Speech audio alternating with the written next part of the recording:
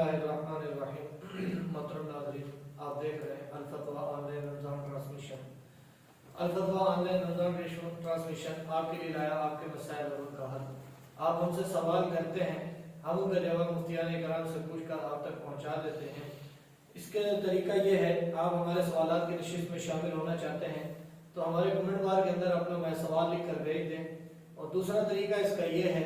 कि जो हमारा व्हाट्सएप नंबर स्क्रीन पर शो हो रहा है, आप उस पर अपना सवाल लिखकर हमें भेज देंगे और उसका जवाब हम इंशाल्लाह फौरन या बाद में आपके सवाल का जवाब दे देंगे। आज जो कि हमारे साथ हमारे मेहमान मौजूद हैं हमारे स्टूडियो के अंदर, मुफ्ती मोहम्मद आसिफ नदीम साहब, जो कि दारुल तदरीसुल कुरान के अंदर दारुल इफ्ता के अंदर नायब रईस दारुल इफ्ता हैं। आज ये आपके सवालों का जवाब पहुंचाएंगे आप तक और इंशाल्लाह हम अपनी इस नशिस्त की तरफ चलते हैं, क्योंकि टाइम की काफ़ी किल्लत होती है और सवालात काफ़ी ज़्यादा होते हैं। तो हम अपने सवालात और जवाबात की तरफ बढ़ते हैं कि हम सबसे पहले मुफ्ती साहब की तरफ चलेंगे और पहला सवाल करेंगे कि शहाब अजहर,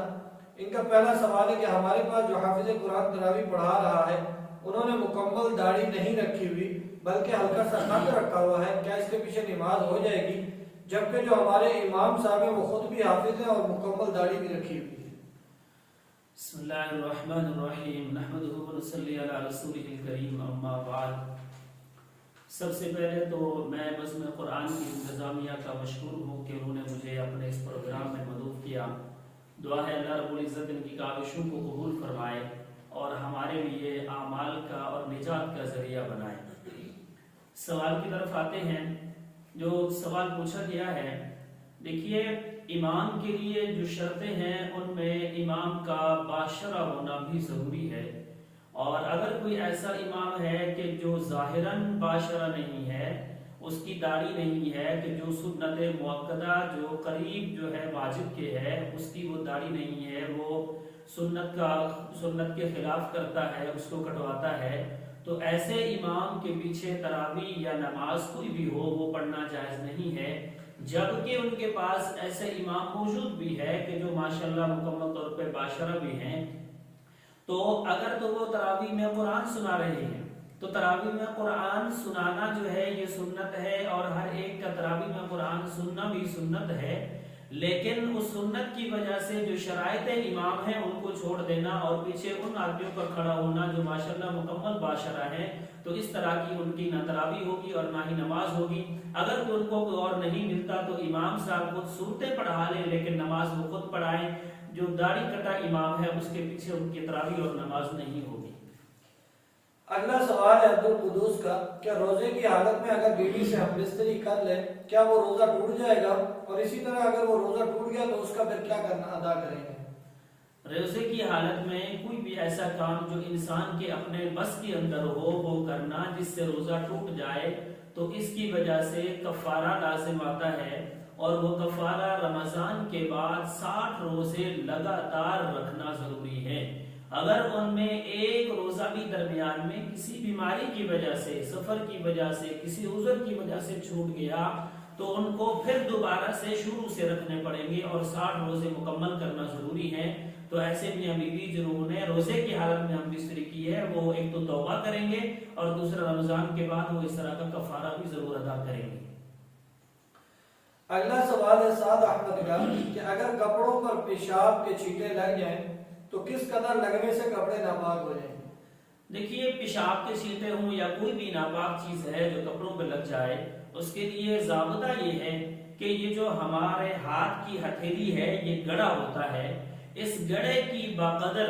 अगर वो है तो इतना तक तो उसमें मुआफी है, और अगर इससे ज्यादा है तो फिर उसमें नमाज नहीं होगी। और मुआफी का मतलब ये है कि भाई वो चाहे एक जगह पे लगा हो या चाहे थोड़ी थोड़ी करके इतना लगी हो तो माफ है। और माफी का जो मतलब है वो ये है कि अगर नमाज की हालत में किसी को नजर आ गया या ये है कि नमाज का वक्त खत्म हो रहा है, अगर वो कपड़े तब्दील करता है तो नमाज चली जाएगी या जमात चली जाएगी, तो फिर उसके लिए ये है कि वो पहले नमाज पढ़े और उसके बाद पहली ही फुर्सत में वो अपने कपड़ों को पाक करे, धो ले या कपड़े तब्दील कर ले। मुआफी का ये मतलब है। और अगर हाथ के गड़े से ज्यादा है तो फिर वो निजासत में शुमार होगा। इस तरह के कपड़ों में नमाज नहीं होगी। اگلا سوال ہے عبد الرحمان کا کہ نماز پڑھنے کے لیے ٹوپی پہننے کی شرعی حیثیت کیا ہے؟ جو مساجد میں پلاسٹک یا کھجور کی ٹوپی موجود ہوتی ہے اس کو پہن کر نماز ادا ہو جاتی ہے یا نہیں؟ دیکھیے اہل سنت والجماعت کے ہاں نماز کے اندر سر کو ڈھانپنا جو ہے یہ سنت ہے، اور جو سر کو ڈھانپ کے نماز نہیں پڑھتا وہ خلاف سنت کرتا ہے اور اس طرح کا کرنا مکروہ ہے۔ اور ہمارے اکثر تو بزرگ حضرات نے، جس میں حضرت عبد القادر جیلانی رحمۃ اللہ علیہ اپنے بنیۃ الطالبین میں فرماتے ہیں کہ عام دنوں کے اندر بھی سر کو ننگا رکھنا یہ مکروہ ہے، یہ فعل غیر ہے، کہ یعنی کہ یہ نیک لوگوں کا اور شریف لوگوں کا کام نہیں ہوتا کہ وہ اپنے سر کو ننگا رکھیں۔ جو شرفاء ہوتے ہیں وہ اپنے سر کو ڈھانپ کے رکھتے ہیں۔ تو جب ہمیں غیر نماز میں یہ حکم ہے، تو جب ہم اللہ کے سامنے کھڑے ہوتے ہیں تو اس وقت یہ زیادہ ہمارے اوپر یہ لازم آتا ہے کہ ہم اپنے سر کو ڈھانپ کے رکھیں۔ اور باقی دوسرا مسئلہ یہ ہے کہ یہ جو مساجد میں ٹوپیاں ہوتی ہیں تو ان میں شرعی اصول یہ ہے کہ ایسی کوئی بھی چیز ہمارے لباس میں جو آتی ہے، وہ چاہے ٹوپی ہے، وہ ہمارے کپڑے ہیں، کوئی بھی چیز ہے، کہ اگر اس کو ہم عام لوگوں کی محفل میں پہن کے جا سکتے ہیں اور ہمیں عار محسوس نہیں ہوتی تو نماز میں بھی پہن سکتے ہیں۔ لیکن اگر ایسی چیز ہے کہ جو عام لوگوں کی محفل میں ہم پہن کے نہیں جاتے، ہمیں عار محسوس ہوتی ہے، اچھا نہیں لگتا، تو نماز میں بھی ایسے کسی بھی قسم کے لباس کا پہننا شرعاً درست نہیں ہے۔ تو مسجد کے اندر جو سبز کلر کی ٹوپیاں ہوتی ہیں پلاسٹک والی، اور اسی طرح جو ہے وہ کھجور کے پتوں کی ٹوپیاں ہوتی ہیں، یا مسجد کے اندر جو ٹوپیاں پڑی ہیں اور انتہائی میلی ہوئی بھی ہوتی ہیں، تو ایسی ٹوپیوں کا پہننا نماز کے اندر یہ مکروہ ہوگا۔ اور جو نمازی آدمی ہے اس کے لیے تو یہ ہے کہ وہ ٹوپی ہر وقت اپنے سر پہ رکھے، اور اگر سر پہ نہیں کم سے کم جیب میں ہونی چاہیے کہ نماز اس نے پڑھنی ہے اور سر کو ڈھانپنا ہے، تو پھر جب جس وقت بھی نماز کے لیے جائے تو اپنی ہی ٹوپی اپنے سر پہ رکھے اور اس صورت میں وہ نماز پڑھے۔ اگلا سوال ہے انیس منارے سے کہ ثنا کا کیا حکم ہے؟ مقتدی پہلی رکعت میں لیٹ آیا ہے، اب جب وہ آئے گا تو وہ پہلے ثنا پڑھے گا یا خاموشی سے کھڑا ہو جائے گا؟ جی ثنا جو ہے یہ نماز کے اندر سنت ہے، اور جو امام کے ساتھ تکبیر تحریمہ کے ساتھ ملے ہیں حضرات وہ ثنا پڑھیں گے، اور جو بعد میں آ کے ملے ہیں جس وقت امام نے قرات شروع کر دی ہے تو اس کے بعد وہ ثنا کو نہیں پڑھیں گے، کیونکہ یہ سنت ہے، اور جو سورہ فاتحہ اور اس کے ساتھ سورت ملانا ہمارے ہاں یہ واجب ہیں۔ تو امام کے ہاں امام کے پیچھے جب ہم یہ نہیں پڑھ سکتے تو سنت بھی ادا نہیں کر سکتے، اسی لیے قیام کی حالت میں اگر تو امام ابھی تک ثنا پڑھ رہا ہے تو ہم ساتھ پڑھ سکتے ہیں، اور اگر امام نے تلاوت شروع کر دی ہے، قرات شروع کر دی ہے، تو اس وقت ہم خاموش کھڑے ہو جائیں گے۔ اگلا سوال ہے کہ موبائل کے اندر ایک ایپ ہے خوابوں کی تعبیر کے نام سے، کیا اس کے اندر سے اپنے خوابوں کی تعبیر دیکھنا درست ہے یا نہیں؟ دیکھیے اس طرح کی بہت ساری ایپ آتی ہیں جو استعمال کی جاتی ہیں، اور بعض دفعہ وہ کسی سے تصدیق شدہ بھی نہیں ہوتی، تو اس لیے ایسی کسی بھی ایپ کا استعمال کرنا، ہاں اگر کسی بزرگ کی رہنمائی آپ کو موجود ہے، آپ کو حاصل ہے، جو کہ خوابوں کی تعبیر کے بارے میں علم رکھتے ہیں، کیونکہ تعبیر رؤیا بھی مکمل طور پہ ایک علم ہے جو کہ کسی سے سیکھنا پڑے گا، اور سیکھنے کے بعد ہی اس پہ ہم جو ہے وہ صحیح طور پہ کسی کی رہنمائی کر سکتے ہیں۔ تو جو موبائل میں ایپ ہو اس کا کوئی بھی جواز نہیں ہوتا کہ ہم صرف اس میں دیکھ کے اپنے خوابوں کی تعبیر دیکھتے رہیں۔ ہاں کتاب ڈاؤن لوڈ کر لیجئے اور اس کے بعد کسی بزرگ سے جو اس کا علم رکھتے ہیں ان میں رہنمائی بھی لیجئے، ان دونوں کو ساتھ ملا کے اگر چلیں تو پھر بہتر رہے گا۔ سوال ہے مقتدی کی رکعت رہ گئی لیکن امام کے ساتھ اس نے سلام پھیر دیا تو اب اس کیا کرے گا؟ دیکھیے اگر امام کے ساتھ مقتدی نے سلام پھیر دیا ہے، اور چاہے ایک طرف پھیرا ہے چاہے دونوں طرف پھیر دیا، اور اس کے بعد اس نے نماز کے منافی کوئی کام نہیں کیا، یعنی اس کا سینہ قبلے سے نہیں پھیرا، اور یہ ہے کہ اس نے زبان سے قسم کی کوئی بات نہیں کی ہے، کہ ایسی کوئی کام اس سے نہیں ہوا کہ جس سے نماز ٹوٹ جائے، تو جس وقت یاد آئے اسے وہ فوراً کھڑا ہو جائے اور اپنی نماز کو مکمل کرے، اور آخر میں سجدہ صاحب کرے گا تو اس کی نماز صحیح ہوگی۔ محترم ناظرین، آپ دیکھ رہے ہیں سوال و جواب کی نشست میں۔ ان سوال و جواب کی نشست میں آپ کے کیے ہوئے سوالوں کو ہم مفتی صاحب سے پوچھ رہے ہیں اور مفتی صاحب آپ تک ان کے جواب پہنچا رہے ہیں۔ اسی طریقے سے اگر آپ ہم سے سوالات کرنا چاہتے ہیں تو ہمارے کمنٹ بار یا دوسرا طریقہ ہمارا واٹس ایپ نمبر جو شو ہو رہا ہے، آپ اس پر اپنا سوال تحریر کر کے بھیج دیں، انشاءاللہ آپ کے سوالوں کا جواب آپ تک پہنچا دیا جائے گا۔ آج جو کہ ہمارے اسٹوڈیو کے اندر ہمارے مفتی صاحب ہمارے ساتھ مہمان موجود ہیں، مفتی محمد آصف ندیم صاحب جو کہ نائب مفتی ہیں دارالمدرس القرآن کے، تو جو کہ آپ کے سوالات کے جوابات دے رہے تھے۔ اب ہم اگلے سوال کی طرف چلیں گے کہ احمد عبداللہ کہ آپ نے تراویح کا انتظام گھر میں کیا ہے، اب کچھ دوست باہر سے بھی آ جاتے ہیں تراویح پڑھنے کے لیے، لیکن گھر کی خواتین بھی ساتھ کمرے میں امام صاحب کے پیچھے تراویح پڑھتی ہیں، تو وہ کیسے شامل ہوں گی؟ دیکھیے، سب سے پہلے تو حکم یہ ہے کہ جو مرد حضرات ہیں وہ اپنی تراویح مسجد کے اندر ادا کریں، کیونکہ مسجد جو ہے وہ اہل محلہ کی ذمہ داری ہوتی ہے کہ اس کو نماز سے آباد کرے، اور جو قریب مسجد کے رہتے ہیں ان کے اوپر جماعت کے ساتھ نماز ادا کرنا مسجد میں واجب ہوتا ہے، اور اگر وہ اس کو چھوڑتے ہیں تو اس کی وجہ سے گناہگار بھی ہیں۔ ہاں، اب جب یہ صورت ہے کہ بھئی گھر کی عورتیں بھی چلو جماعت کے ساتھ شامل ہو جائیں، تو تب بہتر یہ ہے کہ یہ مرد حضرات سب سے پہلے مسجد میں جائیں، اپنی فرض نماز وہاں جماعت کے ساتھ ادا کریں، اور اس کے بعد گھر آئیں اور پھر آ کر یہاں پہ تراویح ادا کریں۔ اور اس کی صورت یہ ہے کہ جو مرد حضرات ہیں وہ امام کے پیچھے کھڑے ہوں گے، اور جو عورتیں ہیں ان میں شرط یہ ہے کہ انہوں نے خوشبو بھی نہ لگائی ہوئی ہو، اور ان کی آواز بھی مردوں تک نہ جائے، اور درمیان میں کوئی پردہ حائل ہو یا کوئی دیوار حائل ہو، اس کے پیچھے کھڑے ہو کے وہ امام کی اقتدا کر سکتی ہیں۔ اگلا سوال ہے قاسم چکوال سے کہ مساجد میں صفیں ایسی ہوتی ہیں کہ جس پر ایسا لگتا ہے کہ وہ انسان یا کسی جانور کی شبیہ بنی ہوئی ہے، لیکن واضح نہیں ہوتی، تو اس میں کچھ واضح بھی نہیں ہوتا کہ اس کو تصویر کس چیز کی ہے، تو ان دونوں میں کیا حکم ہے؟ دیکھیے، بعض چیزیں ایسی ہوتی ہیں کہ ویسے تو یہ تصویر جو ہے وہ حرام ہے، وہ چاہے گھر میں ہو یا چاہے مسجد میں ہو، لیکن بعض چیزیں جو مسجد کی قلیم کے اوپر یا دریوں کے اوپر جو ہے وہ کارپٹ کے اوپر بنی ہوئی ہوتی ہیں، اور ان میں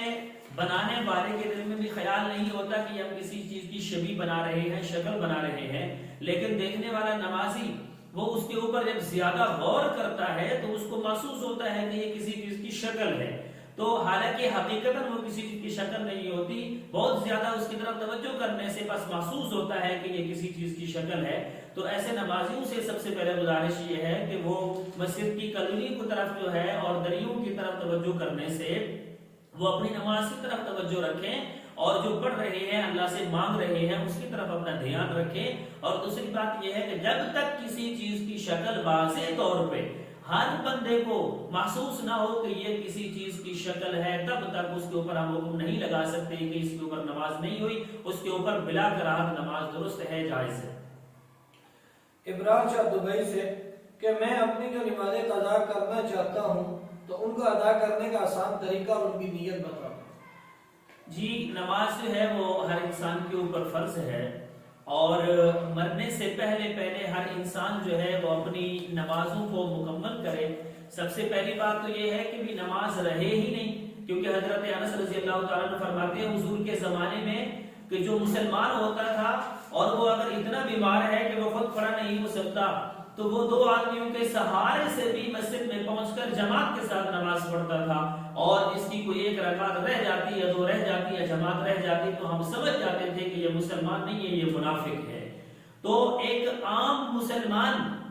کہ اس کی اگر جماعت رہ جاتی تو سمجھا جاتا ہے یہ منافق ہے، یعنی کہ منافق کی صورت ہے کہ وہ نماز کے اندر سستی کرتا ہے، اذا قاموا الى الصلاة قاموا كسالى، کہ جب وہ نماز کے لیے کھڑے ہوتے ہیں تو سستی کے ساتھ، یعنی سستی نماز کے اندر ہونا یہ منافقوں کی نشانی ہے۔ لیکن پھر بھی انسان ہے، عاجز ہے، کمزور ہے، نمازیں رہ جائیں تو ان کے لیے سب سے بہترین طریقہ یہ ہے کہ وہ ہر نماز کے ساتھ ان کو ادا کر سکتے ہیں۔ مثلا ظہر کی نماز پڑھی ہے تو جب آخر میں 2 نفل پڑھنے ہیں تو نفل کی بجائے وہ نیت کر لیں، اپنے فرض جو ہے ان کی جو فجر کے فرض ہیں ان کی نیت کر سکتے ہیں۔ اسی طرح عصر کی سنتیں جو پہلے پڑھنی ہیں تو سنتوں کی بجائے اس میں نیت وہ اپنے فرضوں کی قضا کی کر سکتے ہیں۔ اسی طرح عشاء کی جو ہے نفل بھی ہے، نفل میں جو ہے وہ نیت 2 میں فجر کے فرضوں کی کر سکتے ہیں، اور 4 میں ظہر، عصر اور عشاء کی جو ہے وہ نیت کر سکتے ہیں۔ تو اس طریقے سے وہ اپنی نمازوں کو ادا کر سکتے ہیں بڑی آسانی کے ساتھ۔ اب یہ ہے مسئلہ کہ بھئی سب سے پہلے کس طرح شروع کریں گے، تو اس میں آسان سی بات یہ ہے کہ جب آپ شروع کریں گے تو سب سے پہلے یہ نیت کر لیں کہ میں یہ فجر کے وہ فرض پڑھ رہا ہوں جو میرے سب سے پہلے قضا ہوئے ہیں، اس کے بعد جب دوسری بار پڑھیں گے تو یہ نیت کریں گے جو میرے پہلو کے بعد جو دوسرے ہوئے ان کو ادا کر رہا ہوں، اس طریقے سے وہ نیت کرتے آئیں گے، یا یہ ہے کہ آخر سے شروع کریں گے یا اللہ جو میرے سب سے آخر میں فرض قضا ہوئے ان کو ادا کر رہا ہوں، اور اس کے بعد پھر جو اس سے پہلے ہوئے ان کو اب ادا کر رہا ہوں، اس طریقے سے وہ ادا کرتے رہیں، اور جب اپنے دل میں تسلی ہو جائے کہ میری نماز قضا پوری ہو چکی ہے تو اس کے بعد چھوڑ دیجئے، اگر کوئی کمی کوتاہی رہ گئی ہے تو اللہ معاف فرمائیں گے۔ اب اگلی بات یہ ہے کہ قضا کے اندر کون سی چیزیں قضا ہوتی ہے، تو جو فرض ہیں صرف ان کی قضا ہوتی ہے، اور عشاء کی نماز میں جو وتر ہیں ان کی بھی قضا ہوتی ہے، اس کے علاوہ جو سنتیں غیر مؤکدہ ہیں، سنتیں مؤکدہ ہیں یا نوافل ہیں ان کی قضا نہیں ہوتی۔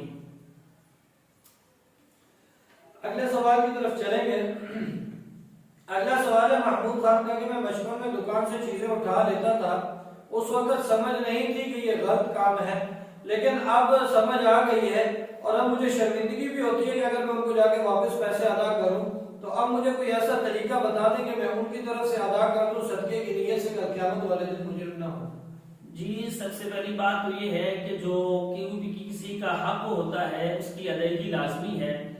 اور ادائیگی بھی لازمی ہے اور مالک تک پہنچانا بھی لازمی ہے اگر ممکن ہو، تو اگر تو وہ لوگ موجود ہیں تو آپ ان کو ان کا جو حق ہے وہ پہنچا سکتے ہیں، جا کے ان کو دیں، اور اگر اس چیز میں شرم محسوس ہوتی ہے تو ضروری نہیں ہے کہ ان سے یہ کہا جائے کہ میں نے چیزیں چرائی تھی اور وہ آپ کو دے رہا ہوں، بلکہ آپ کی نیت یہ ہو کہ میں نے جو چیزیں ان کی دکان سے اٹھائی تھی ان کے لیے دے رہا ہوں، ان کے پیسے ادا کر رہا ہوں، اور ظاہراً زبان سے آپ ان سے کہہ سکتے ہیں یہ میری طرف سے آپ کو ہدیہ ہے، یہ میری طرف سے آپ کو گفٹ ہے، اس صورت میں آپ ان کی ادائیگی کر سکتے ہیں۔ باقی رہا یہ مسئلہ کہ بھئی بعض دفعہ ایسا ہوتا ہے کہ بھئی بندہ بھی معلوم نہیں ہے، یا یہ ہے کہ بھئی وہ فوت ہو چکا ہے اور اس کے ورثاء میں بھی کوئی نہیں ہے، تو پھر یہ ہے کہ اس میں صورت یہ ہوتی ہے کہ اس بندے کی طرف سے آپ کسی غریب کو، مستحق کو، اس سے زیادہ جتنا آپ کے خیال میں ہے اس سے زیادہ رقم جو ہے وہ کوشش کریں آپ اس کو بطور صدقہ دے دیں، اور اس میں نیت کریں گے کہ یہ فلاں بندے کی طرف سے ہے جس کا میں نے حق دینا ہے، تو اگر اس طرح کیا جائے تو امید ہے اللہ رب العزت جو ہے وہ قیامت والے دن پکڑ نہیں فرمائیں گے۔ اگلا سوال ہے خالد احمد پشاور سے کہ میرے ایک دوست نے ایک مجلس میں اپنی بیوی کو کہا کہ آپ کو میری طرف سے 1000 طلاقیں ہیں، تو وہ کسی عالم کے پاس گیا تو انہوں نے کہا یہ 1000 تو طلاقیں ہوتی نہیں ہیں، اس لیے آپ کی ایک ہی طلاق شامل ہوگی، اس کا تفصیلی جواب عطا فرمائیں۔ دیکھیے جی جو طلاق کا مسئلہ ہے اس میں تقریباً تمام اہل سنت والجماعت اور تمام ائمہ کرام جتنا بھی موجود ہے، یعنی کہ چاروں ائمہ جو مجتہدین ہیں ان کی جتنے بھی جو پیروکار ہیں ان سب کے ہاں، اور خصوصاً جو ہے علماء حرمین کے ہاں 3 طلاقیں اگر کسی نے دی ہیں تو وہ 3 ہی شمار ہوتی ہیں، 2 دی ہیں تو 2 شمار ہوتی ہیں، 1 دی ہے تو 1 شمار ہوتی ہے، 3 سے اوپر دی ہے تو وہ لغو ہو جائیں گی اور 3 جو ہے وہ نافذ ہو جائیں گی۔ تو جو صورت بیان کی گئی ہے کہ 1000 طلاق کہہ دیا تو بھئی 3 سے تو اس کی بیوی اس کے اوپر حرام ہو چکی ہے، اب بغیر حلالہ شرعیہ کا ان کا آپس میں کسی بھی قسم کا تعلق ناجائز اور حرام ہے۔ باقی رہا یہ معاملہ کہ صرف اور صرف اس میں حضرت بن عبد القادر جیلانی رحمۃ اللہ علیہ اپنی کتابوں میں تو طالبین میں فرماتے ہیں کہ سب سے پہلے 3 کو ایک کہنے کی جو رواج ہے، جو رسم ہے، یہودیوں نے شروع کیا اور ان سے پھر شیعوں نے لیا، اور اس کے بعد پھر یہ آج جو ہے اس وقت ہمارے جتنے بھی موجود ہیں طبقے، جتنے بھی فرق موجود ہیں ان میں ہمارے اہل حدیث، اس کے بعد شیعہ اور اس کے بعد جو قادیانی ہیں، یہ 3 طبقے ایسے ہیں جو 3 کو ایک کہتے ہیں۔ اس کے علاوہ علماء اہل سنت اور جتنی بھی امت اہل سنت ہے وہ ساری کی ساری 3 کو 3 سمجھتی ہے۔ باقی اگلا مسئلہ اگر آپ کو اس میں تفصیلی دلائل جو ہے وہ چاہیے تو آپ اپنا یہ فتویٰ تحریراً کسی دارالفتاء میں بھیجیں گے تو انشاءاللہ وہاں سے آپ کو شافی جواب موصول ہوگا۔ اگلا سوال ہے عبدالعزیز مالاگنج سے کہ میں نے دوست کو قرضہ دیا ہوا تھا، اب وہ لوٹا نہیں رہا، تو اس کے دوست نے اس کے پیسے مجھے دے دیے ہیں، تو اب میں اس کو بغیر بتائے استعمال کر رہا ہوں، اور کیا میں اس کو اب استعمال کر سکتا ہوں یا نہیں؟ دیکھیے اس ترتیب سے جو ہے وہ جو دوست نے ان کو پیسے دیے ہیں اور ان پیسوں کا ان کے لیے استعمال کرنا شرعاً درست نہیں ہوگا، بلکہ یہ ان کے لیے کوئی اور طریقہ اختیار کریں۔ اگر ان کے دوست نے جن کو پیسے دیے ہیں یہ ان سے قرض لیا ہوا تھا، اصل قرض مقروض سے، تو پھر یہ ہے کہ یہ دونوں اکٹھے مل کے جائیں اور جب وہ پیسے ادا کریں تو یہ اس وقت اس سے مطالبہ کریں کہ آپ میرے پیسے مجھے جو ہے وہ حوالے کریں، میرے پیسے اور میرا قرض جو ہے وہ ادا کریں۔ اور اگر اس طرح کی نہیں ہو سکتی تو درمیان میں کوئی جو ہے وہ ثالث بٹھا کے اپنا کوئی معاملہ حل کروا سکتے ہیں یا عدالت سے رجوع کر سکتے ہیں، لیکن اس طرح جو ہے ان کے مال کے اوپر قبضہ کر لینا اور پھر غیر سے آ کر اس کو استعمال کرنا یہ شرعاً درست نہیں ہوگا۔ اگلا سوال ہے عارف اسلام آباد سے کہ سورۃ الملک اور سورۃ الدخان جو کہ رات عشاء کے بعد پڑھی جاتی ہے اور اس کو تہجد کی نماز میں پڑھ لیا جائے تو اس کی فضیلت وہی حاصل ہوگی جو رات کو پڑھی جاتی ہے؟ دیکھیے سورہ ملک کی جو فضیلت ہے وہ رات کو سونے سے پہلے کی ہے اور تہجد جو ہے وہ رات کو سونے کے بعد پڑھی جاتی ہے، تو اس لیے سورہ ملک کی جو فضیلت ہے وہ سونے سے پہلے ہی پڑھی جائے گی تو اس سے حاصل ہوگی۔ باقی تہجد میں پڑھنا اس کا ایک الگ ثواب ہے، لیکن جو خاص فضیلت ہے وہ حاصل نہیں ہوگی۔ محترم ناظرین، آپ دیکھ رہے ہیں سوال جواب کی نشست الفتویٰ آن لائن رمضان ٹرانسمیشن کے ساتھ۔ الفتویٰ آن لائن رمضان ٹرانسمیشن کا مقصد بھی یہی ہے کہ آپ کے سوالات کا صحیح معنی میں آپ تک جواب پہنچا دیا جائے تاکہ آپ اس پر عمل کر کر اپنا رمضان اور باقی عبادات کو صحیح طریقے سے اس کو ادا کر سکیں۔ اور اسی طریقے سے اگر آپ چاہتے ہیں کہ آپ کے بھی سوالات ہم تک پہنچ جائیں اور ان کا جواب آپ تک پہنچ جائے، ہمارے کمنٹ بار میں میسج تحریر کر دیں۔ اور دوسرا طریقہ اس کا واٹس ایپ نمبر ہے جو اسکرین پر چل رہا ہے، آپ اس پر ہمیں میسج کر کر اپنا سوال تحریر کر کر بھیج سکتے ہیں۔ ہم انشاءاللہ آپ کا مسئلہ مفتی صاحب تک پہنچا کر اس کا جواب آپ تک پہنچا دیں گے۔ اب اسی طریقے سے ہم اب چلتے ہیں اپنے اگلے سوال کی طرف۔ اگلا سوال ہے امجد شاہ کا کہ ایک شخص عاقل بھی ہے، بالغ بھی ہے اور تندرست بھی ہے، بغیر کسی عذر کے روزہ نہیں رکھتا، دن کو کھانے پینے کی اشیاء بھی مانگتا رہتا ہے، کیا گھر والے اس کو دینے سے وہ گناہگار ہوں گے یا نہیں، اور اس کا حل بھی بتا دیں۔ دیکھیے جی، ایسا بندہ کہ جو ماشاءاللہ عاقل بھی ہے، بالغ بھی ہے اور اس کے اوپر روزہ فرض ہے اور کسی عذر کی وجہ سے بھی مطلب ہے کہ وہ روزہ چھوڑ رہا ہے، عذر بھی کوئی نہیں ہے جس کی وجہ سے وہ روزہ چھوڑ رہا ہو، تو ایسے بندے کو جو ہے وہ یہ بات سمجھانی چاہیے کہ بھی دیکھیے رمضان کا روزہ ہر مسلمان کے اوپر فرض ہے اور یہ اللہ تعالیٰ نے قرآن مجید میں ارشاد فرمایا۔ اور دوسری بات یہ ہے کہ اگر آج ہم اس کو نہیں رکھیں گے قیامت والے دن اس کا ہمیں حساب دینا ہوگا اور اس میں ہماری پکڑ بھی ہو سکتی ہے۔ اور اگر وہ یہ سمجھتے ہیں کہ اب جو ہے وہ گرمی کا موسم ہے تو بعد میں کبھی رکھ لوں گا، تو اس کے لیے بھی گزارش یہ ہے کہ اگر کسی نے رمضان کا ایک روزہ چھوڑا جان بوجھ کر اور اس کے بعد وہ پوری زندگی ساری زندگی ایک دن بھی نہ چھوڑے، ساری زندگی روزے رکھتا رہے، تو رمضان کے ایک روزے کے برابر ثواب نہیں حاصل ہو سکتا اسے۔ تو اب جب یہ بندہ اس طرح کا کام کرتا ہے تو گھر والوں کو چاہیے کہ وہ اس کی کسی طرح کی بھی مدد نہ کریں، تعاون نہ کریں، بلکہ اسے سمجھانے کی کوشش کریں۔ اور کیونکہ آپ صلی اللہ علیہ وسلم کا فرمان ہے کہ جب کوئی برائی ہو رہی ہو تو سب سے پہلے آپ اسے اپنے جو ہے وہ ہاتھ سے روکیں، تو اگر آپ اس کو ہاتھ سے روک سکتے ہیں تو ہاتھ سے روکیں، اور اگر آپ ہاتھ سے نہیں روک سکتے تو کم سے کم آپ کو جو ہے وہ اس کو زبان سے منع کریں کہ اس کا ہم آپ کو کسی قسم کا تعاون نہیں کر سکتے، آپ کو گھر میں سے کوئی چیز کھانے کو نہیں ملے گی۔ اور اگر جو ہے وہ اتنا بھی کوئی نہیں کر سکتا، مثلا بی پی ہے، اس کے اوپر روگ ہے اس کا، تو کم سے کم اس کا حق یہ ہے کہ وہ دل میں اس کو برا سمجھے اور اس کے لیے دعا کرتی رہے کہ اللہ تعالیٰ کا مسلم جو ہے اسے ہدایت دیں اور روزے رکھنے پہ آ جائے، اور سارے گھر والے بھی اس کے لیے دعا کر سکتے ہیں۔ ہم بھی دعا کرتے ہیں اللہ تعالیٰ ایسے تمام لوگوں کو روزے رکھنے کی توفیق عطا فرمائے۔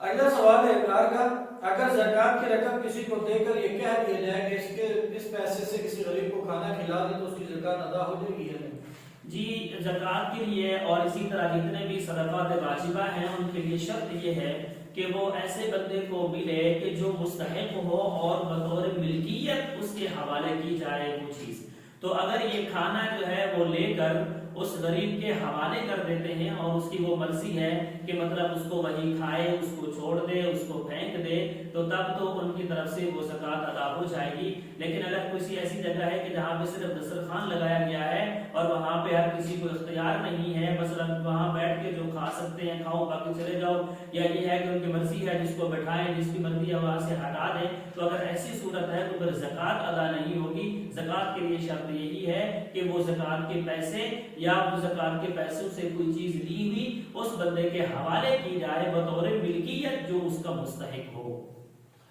اگلا سوال ہے عبد الحنان کا لاہور سے کہ تراویح کے اندر سامنے جو ہے وہ قرآن مجید یا موبائل کے اندر سے دیکھ کر قرآن سن سکتا ہے یا نہیں؟ دیکھیے قرآن مجید کا اصل جو مقصد ہے وہ تو جو دوسری کتابیں ہیں ان کا جو ختم ہونے کا اور ان میں جو رد و بدل کا ذریعہ بنا ہے وہ یہ تھا کہ وہ کتابیں ان لوگوں کے سینوں میں نہیں تھی، تو قرآن مجید ایسی کتاب ہے کہ جو لوگوں کے سینوں میں موجود ہے۔ اگر اس بات کی اجازت دی جائے کہ بھئی تراویح میں قرآن دیکھ کے بھی پڑھ سکتے ہیں، قرآن دیکھ کے سن بھی سکتے ہیں، تو پھر جو قرآن مجید کو حفظ کرنے والی بات ہے، حفظ کرنے کے جو فضائل ہیں، حفظ کرنے کی جو اللہ تعالیٰ کی حکمتیں ہیں وہ ساری کی ساری ختم ہو جائیں گی، اور پھر کوئی زمانہ ایسا آئے گا کہ ایک حافظ قرآن بھی نہیں رہے گا اور قرآن مجید میں رد و بدل کی جو ہے وہ ذریعہ بھی بن سکتا ہے۔ تو پہلی بات تو یہ ہے کہ اس وجہ سے نہیں کر سکتے، اور دوسری بات یہ ہے کہ علماء احناف کا جو ہے وہ اصول شرعی وہ یہ ہے کہ نماز کے اندر قرآن مجید کو دیکھنا یا کسی بھی اور چیز کو دیکھنا اور اس میں سے دیکھ کے پڑھنا، اگر ایسا کریں گے تو اس سے نماز فاسد ہو جائے گی، نماز باقی نہیں رہے گی۔ تو احناف کے ہاں اور خصوصاً اہل سنت کے ہاں نماز کے اندر قرآن مجید جو ہے وہ دیکھ کے پڑھنا تو نماز فاسد ہو جائے گی، اور اگر دیکھ کے سن رہے ہیں تو کم سے کم نماز مکروہ ہے۔ اگلا سوال ہے اعجاز کا